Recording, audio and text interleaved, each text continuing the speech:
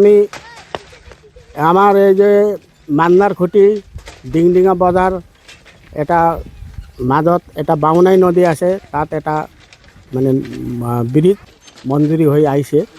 এই ব্রিজখনে আমি 2 বছৰ হ'ল, আজি 2 বছৰ উকলি গ'ল, এতিয়াও কমপ্লিট নহ'ল। খালি 3টা খুঁটা বনাই থৈ আছে।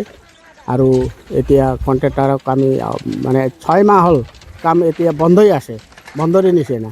এইটো কিয় কাৰণে কেনে বন্ধ হ'ল এইটো কামটো, এইটোৱে আমি মানে আমাৰ চৰকাৰত আগত আমি এইটোৱে অনুৰোধ কৰোঁ যে আমাৰ এই বাৰিষা কালৰ আগতে এই ব্ৰিজখন কমপ্লিট কৰি দিয়ে আৰু দিলে আমাৰ খুব উপকৃত হ'ব। বৰ্তমান আপোনালোকে যাতায়াতৰ ক্ষেত্ৰত সমস্যাৰ সন্মুখীন হৈছে? যাতায়াত ক্ষেত্ৰত আমি বহুত সমস্যা ভোগ কৰি আছোঁ। কি কৰিম এতিয়া?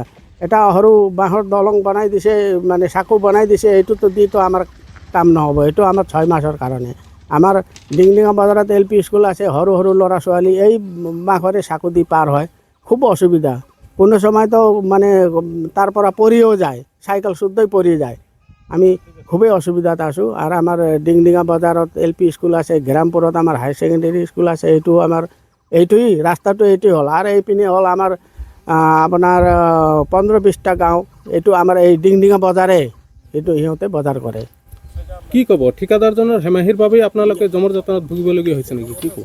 এতিয়া ঠিকাদাৰৰ কাৰণে হ'ব পাৰে এইটো। আমি ঠিকাদাৰক যদি কওঁ তো ঠিকাদাৰ কয় যে আমাৰ বিল নহ'লে আমি কেনেকৈ কাম কৰিম, বিল হোৱা নাই এনেকৈ কয় ঠিকাদাৰ।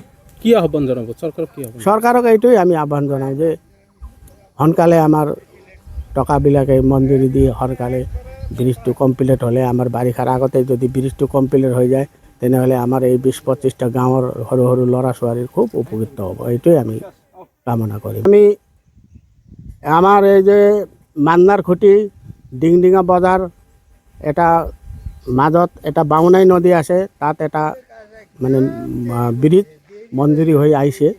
এই ব্ৰিজখনে আমি 2 বছৰ হ'ল, আজি 2 বছৰ উকলি গ'ল, এতিয়াও কমপ্লিট নহ'ল। খালি 3টা খুঁটা বনাই থৈ আছে।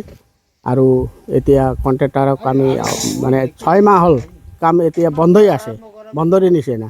এইটো কিয় কাৰণে কেনে বন্ধ হ'ল এইটো কামটো, এইটোৱে আমি মানে আমাৰ চৰকাৰত আগত আমি এইটোৱে অনুৰোধ কৰোঁ যে আমাৰ এই বাৰিষা কালৰ আগতে এই ব্ৰিজখন কমপ্লিট কৰি দিয়ে আৰু দিলে আমাৰ খুব উপকৃত হ'ব। বৰ্তমান আপোনালোকে যাতায়াতৰ ক্ষেত্ৰত সমস্যাৰ সন্মুখীন হৈছে? যাতায়াত ক্ষেত্ৰত আমি বহুত সমস্যা ভোগ কৰি আছোঁ। কি কৰিম এতিয়া?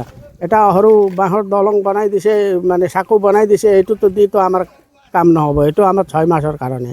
আমাৰ ডিংডিঙা বজাৰত LP স্কুল আছে, সৰু সৰু ল'ৰা ছোৱালী এই বাঁহৰে চাকু দি পাৰ হয়, খুব অসুবিধা।